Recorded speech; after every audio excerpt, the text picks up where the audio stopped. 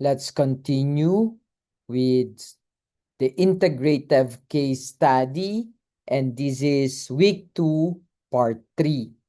We now reach the point where all the theories we have discussed must be brought together. Unlike up to this point, we have only discussed Weber, Machiavelli, we've only looked at Arendt, Foucault, Lux, and Augustine one by one. But the real public administration does not present itself in separate philosophical compartments. Reality gives us cases. And cases are difficult precisely because several ethical considerations appear at the same time. So let's begin with the situation. A coastal province has just been devastated by a super typhoon. Families have been displaced. Food, medicine, and shelter are urgently needed.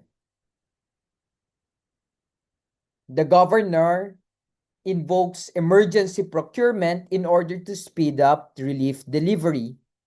So far, that seems reasonable. Then comes the complication. The key contract is awarded to a relative's company. Now, notice what makes this case difficult. If the supply or if the supplies had failed to arrive, we would easily condemn the decision. If the goods had been overpriced or substandard, the ethical problem would seem obvious. But that is not what happened. The dilemma is interesting because emergency relief was urgently needed, and the procurement route may have appeared administratively expedient. The image on the slide makes the urgency concrete.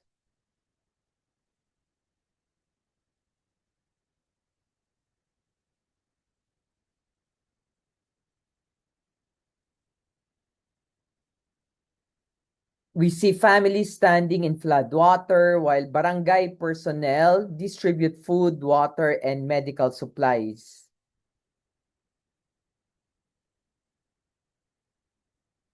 So before judging the governor, let's enter the situation phenomenologically first.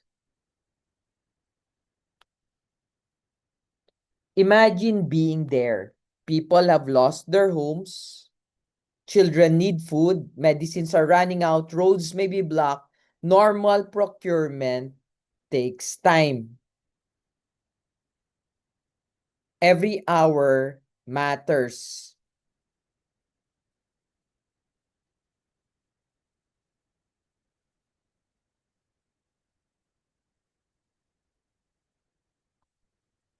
You are the governor.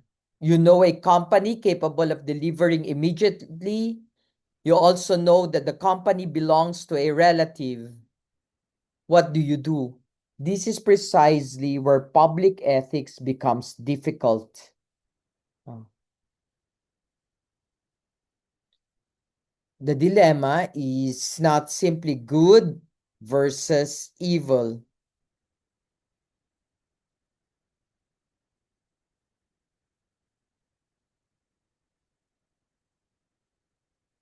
It is urgency versus procedure, effectiveness versus impartiality, rapid response versus conflict of interest.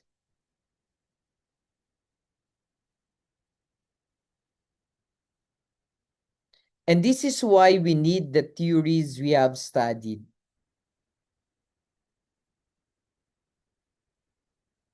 Each philosopher will notice something different in the same decision.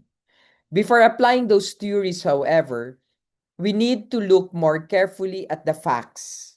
What exactly did the governor do, and why did the decision become ethically controversial? First, what did the governor actually do? Emergency procurement was invoked to fast track food, medicine, and shelter. The contract went to a relatives company, and importantly, the supplies arrived quickly and met acceptable quality standards. So, in terms of immediate output, the decision appears successful. Relief arrived. People received assistance. The goods were acceptable. But now the second half introduces the problem. Other suppliers complained that they had been excluded. Journalists began asking whether the emergency has been used to justify preferential treatment.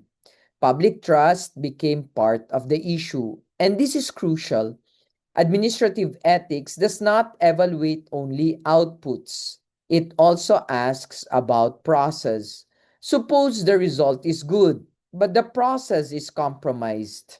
Is the action ethical? Suppose the process actually appears irregular, but lives were saved. Now, should we judge it? That is why the question is important. Was the governor's decision legally defensible? Was it ethically defensible? Can it be one without being the other? This takes us back to the first lecture on ethics. Legality and ethics overlap, but they're not identical. A decision can fall within an emergency legal mechanism and still raise ethical concerns about favoritism. Conversely, an official may act with good intentions and still undermine institutional fairness. So the problem here is not merely whether the governor meant well. The problem is whether public power was exercised in a way that remains worthy of public trust. And now the theories begin to help us. We begin with the two thinkers who pull us in different directions, Machiavelli and Weber. On this slide, Weber and Machiavelli stands almost opposite each other. Let's begin with Weber. For Weber, modern public administration stands upon legal rational authority. The strength of bureaucracy lies precisely in the fact that decisions should follow rules and procedures rather than personal relationships. So, from Weber's perspective, bypassing procurement safeguards, even with good intentions, can damage institutional trust. The slide puts this beautifully. Procedure is the architecture of accountability. Think about that phrase. Why do we have procurement procedures? Not because government enjoys paperwork. Procedures exist to make power visible, to reduce favoritism, for example, to create an audit trail, to allow competition, to protect public resources. So Weber asks, if emergency allows us to bypass normal safeguards, what prevents emergency power from becoming patronage? Now turn to Machiavelli. Machiavelli asks a different question. People are suffering now. The governor's responsibility is to preserve order and deliver relief. If the relatives company can provide food and medicine quickly, should procedural purity be allowed to delay life-giving assistance?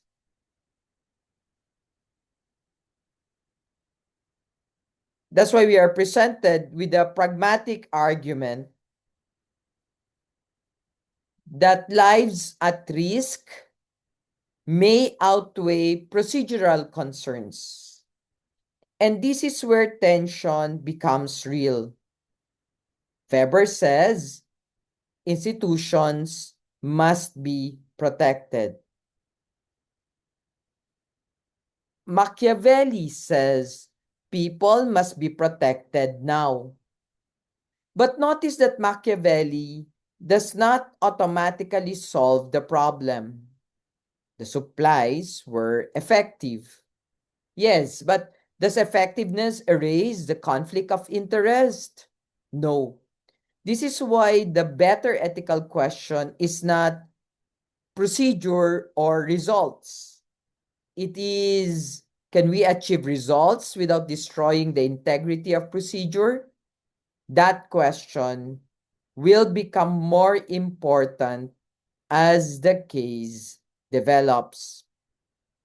Arendt, Foucault, and Lux now take us away from the immediate question of efficiency and ask what the decisions does not trust. Visibility, or does to trust visibility and the normalization of power. So how would Arendt, Foucault, and Lux understand these? Let's see different ways of seeing the same procurement decision. And let us begin with Arendt. Arendt asked, did the governor build or erode public trust? Suppose citizens received relief but gradually came to believe that the emergency had to be used to benefit the governor's family. They may still comply with government, they may still accept the aid, but something deeper may be lost. Legitimacy. The slide warns us that short-term compliance may coexist with long-term withdrawal of trust. That is pure Arendt. Government may still function outwardly, while genuine political power weakens inwardly. Now consider Foucault. Foucault draws our attention to the system.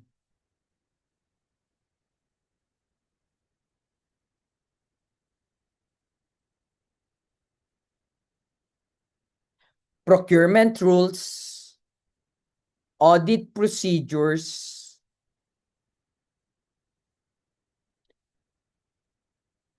documentation requirements, and competitive processes do not merely slow administrators down.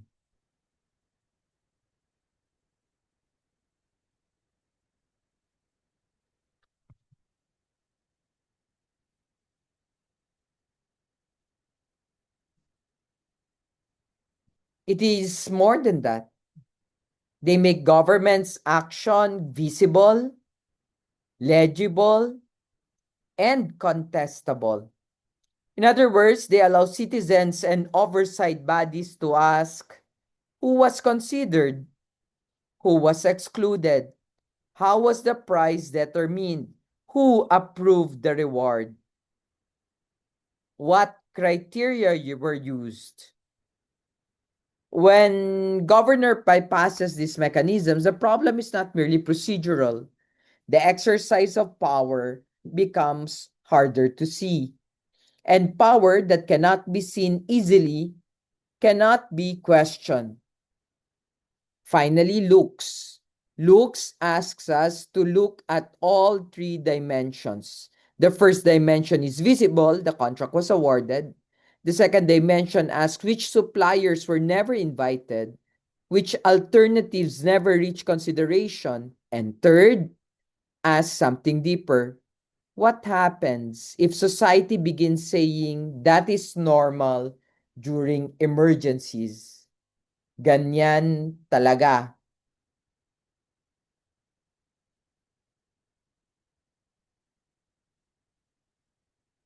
At least mabilis. Then patronage itself may become normalized as good governance. That is preference shaping. The deepest danger is not merely that one questionable contract is awarded. The deeper danger is that citizens gradually learn to expect favoritism as the normal price of efficiency. This is why the theories matter. Arendt looks at trust. Foucault looks at visibility. Looks at normalization. Together, they show that the ethical consequences of a decision may extend far beyond the immediate delivery of relief. Of course, we know Augustine pushes the analysis even deeper. He asks a question none of the others quite asks in the same way. What was happening inside the governor?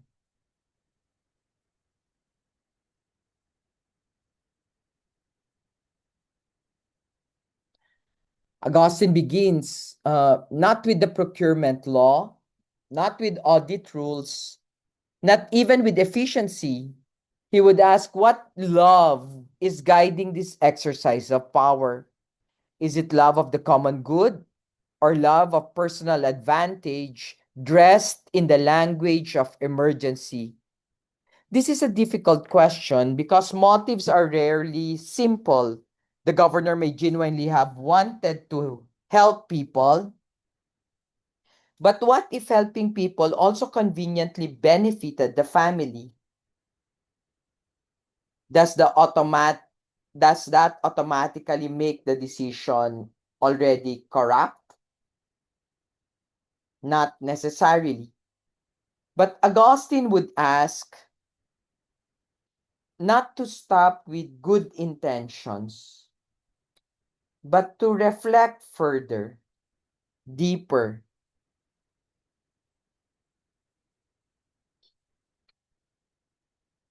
The fact that a relative systematically benefits should trigger moral scrutiny. That's why we have to connect this to the libido dominandi, the disordered desire to use power for oneself, perhaps even unconsciously. This is important. Corruption does not always begin with someone saying, I will steal. Sometimes it begins with rationalization. I trust my relative. They can deliver fastest. There's no time. The public would benefit anyway.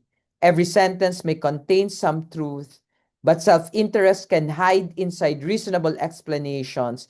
That is why Augustine values interior examination. What am I really seeking? Justice, service, recognition, control, family advantage. Now look at the alternative presented.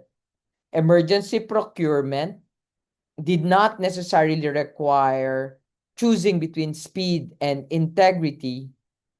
A transparent emergency process could have used accredited suppliers.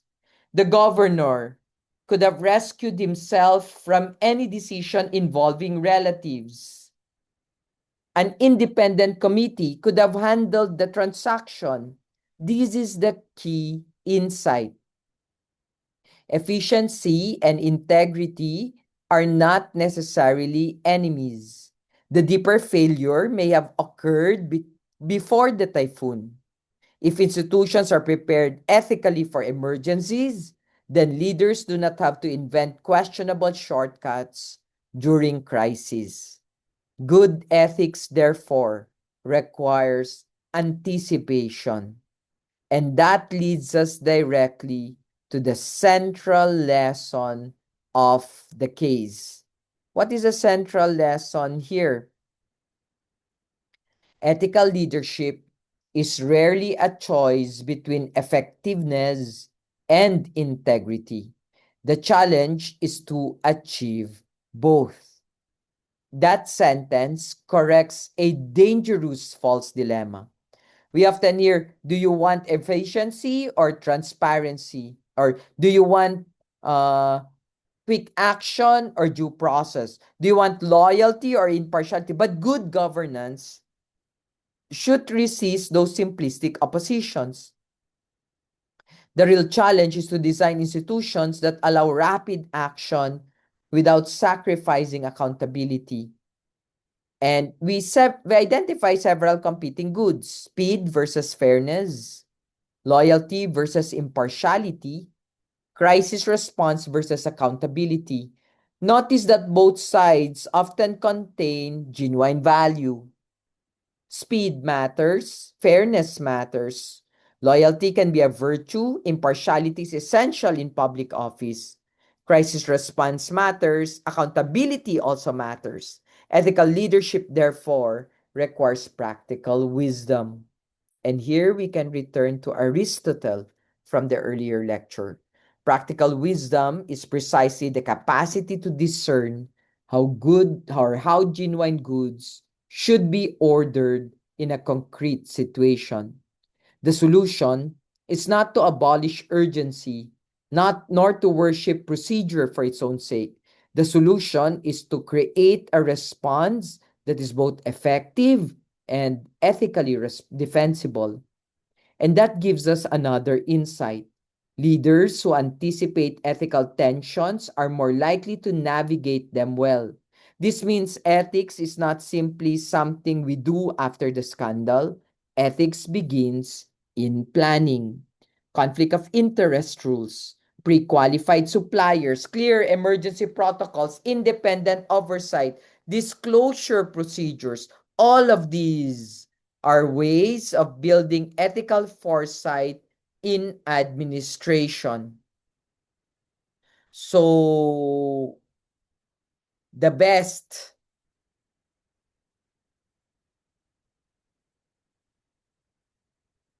ethical leader is not merely the one who makes good decisions in a crisis. It is the one who builds institutions that reduce the need for morally dangerous improvisation. Having worked through the case, we now synthesize the entire lecture into 4 movements.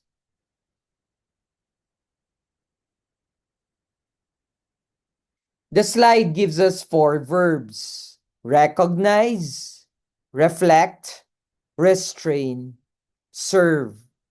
These 4 words summarize the entire lecture. First, recognize.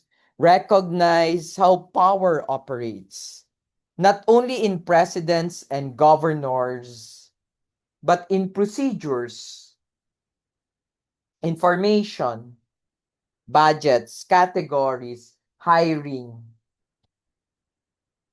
licensing, narratives, agendas, expertise.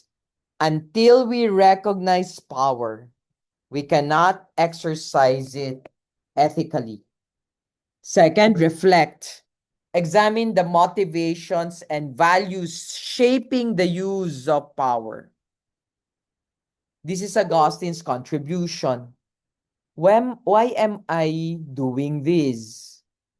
What do I love? What do I fear losing? What personal interests are influencing my judgment? Reflection turns administration inward. Third, restrain. This is crucial. Ethical power is not simply power exercised. It is power capable of limiting itself. A leader must subordinate personal interest to legal and ethical norms. That means sometimes refusing to use authority simply because one possesses it. Sometimes the most ethical exercise of power is restraint, recusal, disclosure, consultation, due process,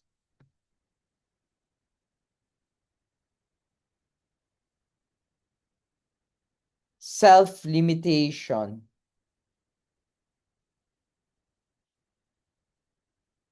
and finally, serve.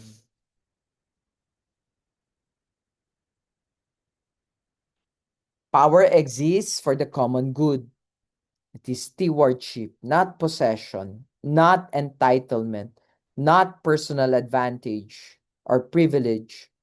And we need to conclude that these four movements describe the path from competent administration to ethical governance. And notice the distinction. A person can be competent without being ethical. A person can master rules, budgets, policies, and procedures while still using them for self-interest. Ethical governance begins when competence becomes service. That's why we have to say public power is not private property, it is trust. Power is public trust. That phrase means that whatever authority a public servant possesses has been entrusted by others. Citizens entrust officials to make decisions that shape lives, opportunities, and communities. That is why power is never merely personal. Even when the signature is yours, the authority is not simply yours.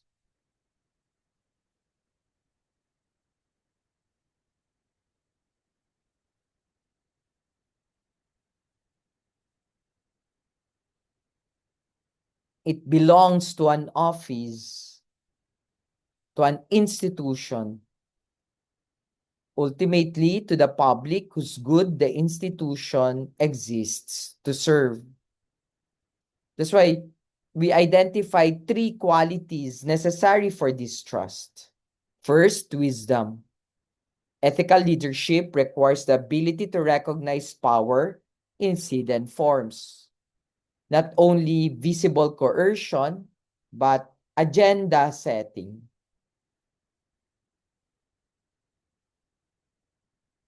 Classification, narrative, information control,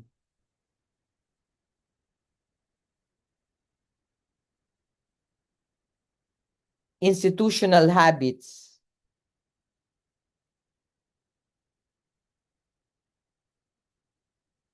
Second, humility. Power is entrusted, not owned. This is deeply Augustinian. Office does not make the person greater than the public. Office makes the person more accountable to the public. And finally, courage. Ethical governance requires subordinating personal interest and institutional pressure to the common good. This may be the hardest quality of all because ethical decisions are often costly. You may disappoint allies.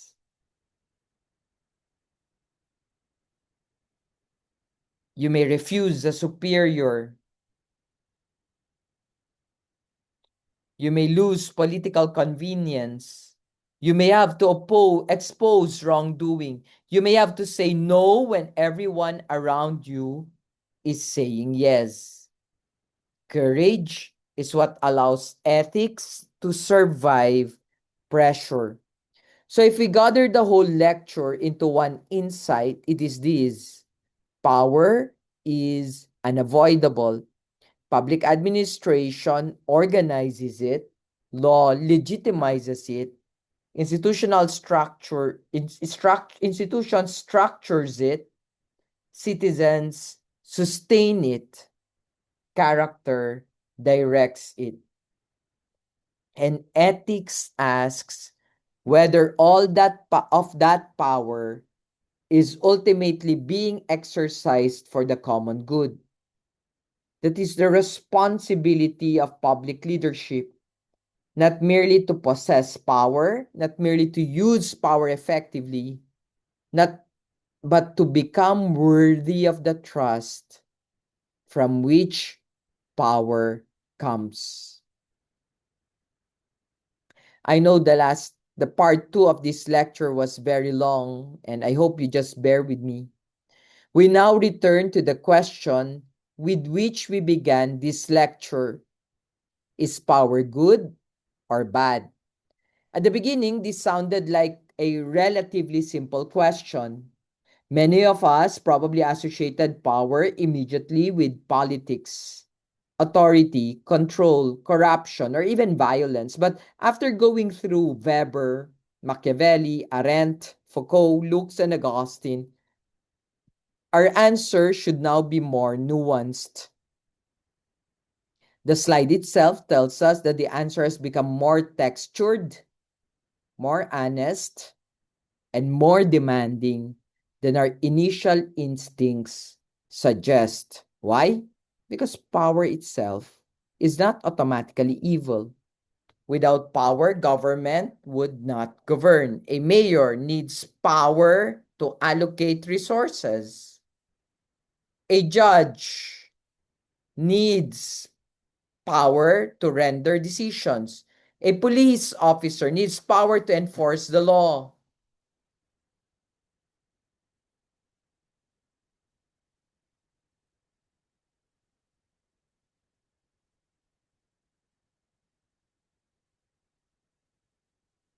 An administrator needs power to approve services.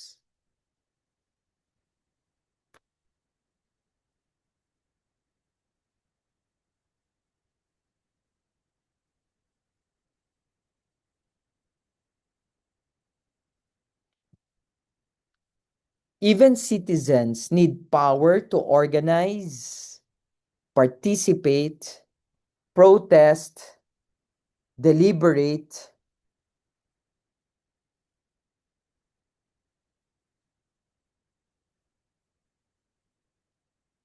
and demand accountability. So power is necessary, but necessity does not mean innocence. Power always carries the possibility of abuse. That is what makes ethics necessary. The real question, therefore, was never simply, do you have power? The deeper questions are, how do you receive it? For whom do you exercise it? Toward what end? Who holds you accountable? And perhaps Augustine gives us the most personal question: what do you love when you exercise power? The last question brings ethics directly into the interior life of the administrator because institutions matter, rules matter, accountability matters, but eventually somebody has to make a decision. And that person brings character, desire, fear, ambition, loyalty, and conscience into that decision. So when we ask whether power is good or bad, the answer cannot be separated from the human person exercising it. Let's therefore put together the complete picture of power that has emerged from this lecture.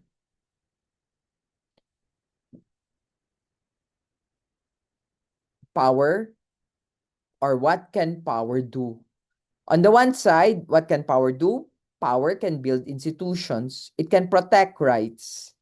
It can allocate resources. It can make collective action possible. And without it, the common good remains merely an aspiration.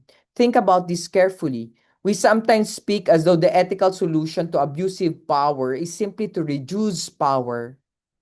But that cannot always be true. Imagine a government with no capacity to enforce environmental laws, a government incapable of prosecuting corruption, a government unable to provide disaster relief, a government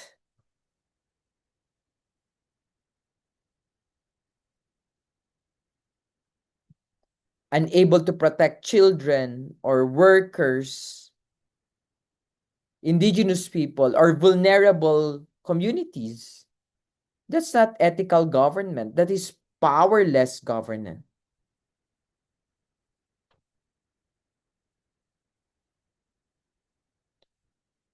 And powerlessness can also produce injustice.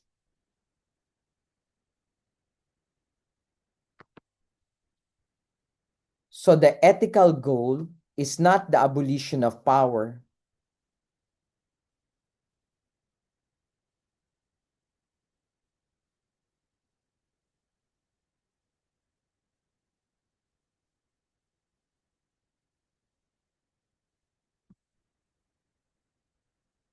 It is the right ordering of power.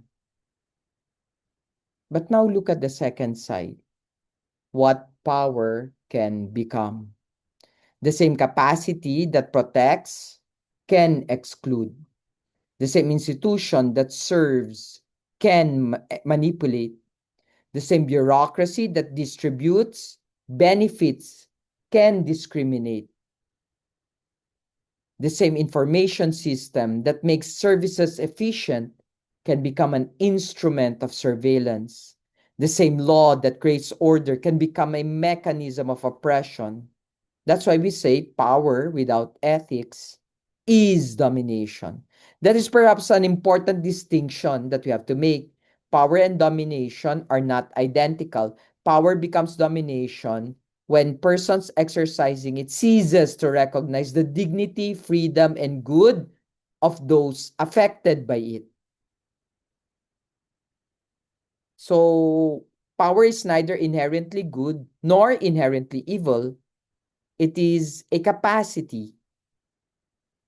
And ethics determines what that capacity becomes.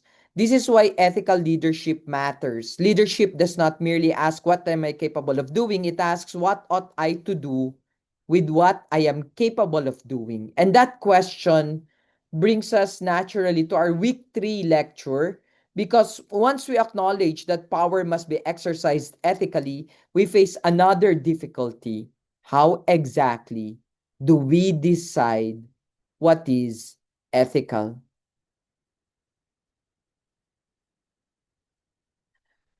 So, this slide marks the transition from our study of power to our study of ethical decision making. Our present lecture established the nature, sources, forms, and ethical possibilities of power. The next lecture asks what happens when persons who possesses that power encounters conflicting moral claims. And this is where public administration becomes very concrete.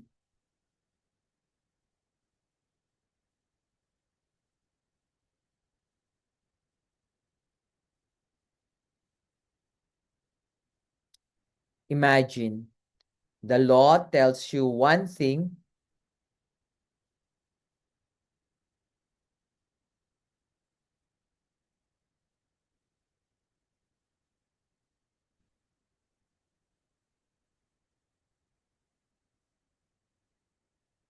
the consequences suggest another.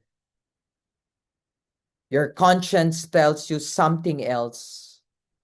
Your superior gives you an order. The public demands immediate action. A vulnerable group will be harmed regardless of what you choose. What do you do? This is why ethical decision making cannot simply mean do what is good. The difficulty is determining what the good requires in a complex situation. Our next lecture examines several major ethical frameworks.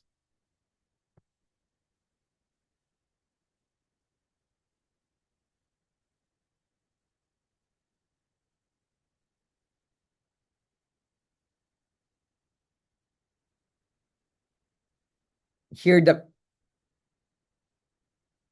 we look at the ontological ethics. Here the question becomes, what is my duty? What rules, principles, rights, and obligations must be respected regardless of convenience? Then we will consider consequentialism. Its question is, what will happen because of my decision?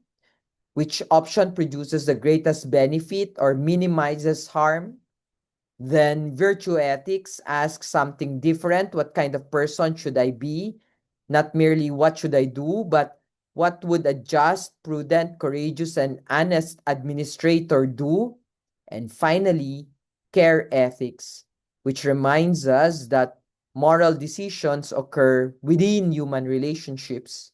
It asks us to notice vulnerability, dependency, context, and responsibility toward concrete persons.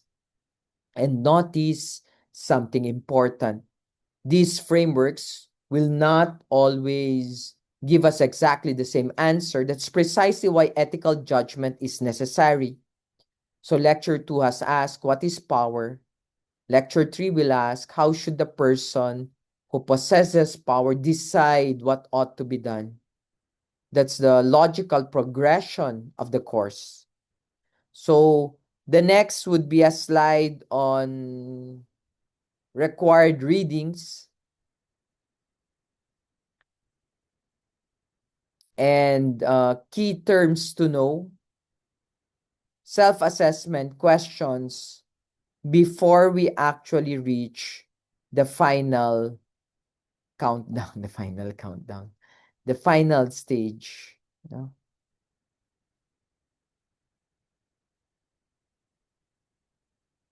Of course, in the power in service is not domination.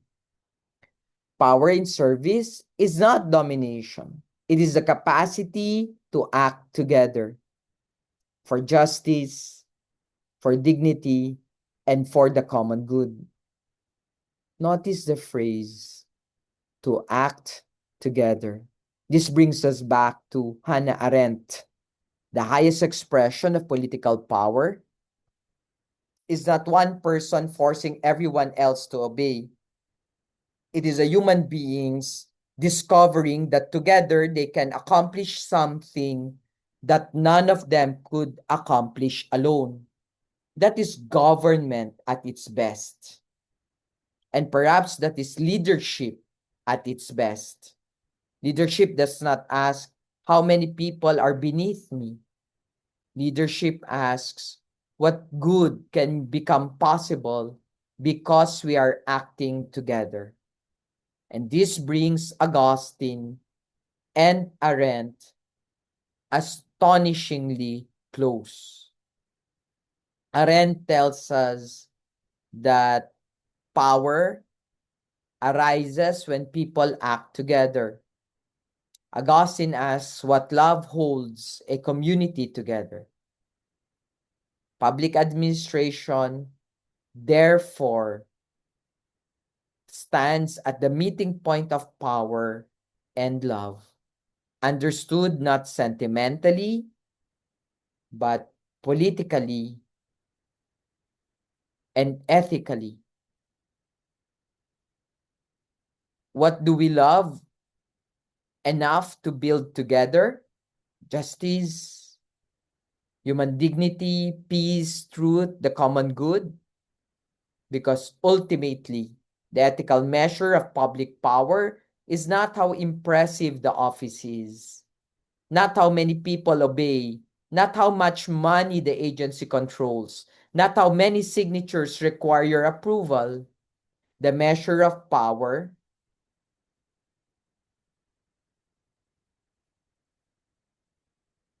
is what becomes possible of others because that power was entrusted to you.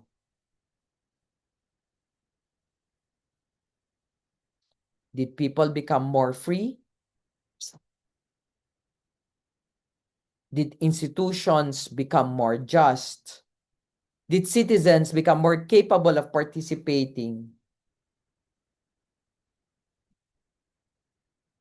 Did the vulnerable become more visible? Did government become more trustworthy? Did human dignity become more secure? If so, then power has become service. And if power has become service, authority has begun to fulfill its proper purpose. So we end where we began. Is power good or bad? Neither, simply. Power is a human capacity, but placed in the hands of an ethical public servant, ordered by justice, restrained by law, purified through self-examination, sustained by legitimacy, and directed toward the common good, power becomes service. And that, ultimately, is the kind of power worthy of public trust. Thank you very much for listening, everyone.